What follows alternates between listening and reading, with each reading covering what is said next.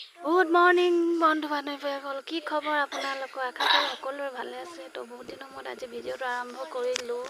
পোৱালি উঠিলে, এতিয়া বাজিছে 6টা। বেটি উঠিলে।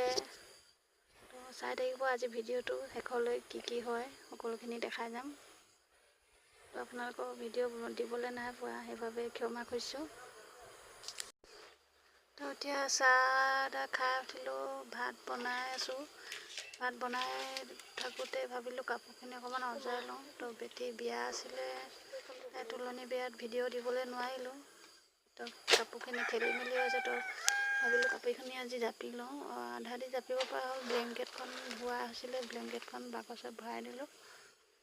তো ভিডিঅ' বেটিয়ে কৰি আছে, মই কাপোৰখিনি জাপি আছোঁ। ভালে দে।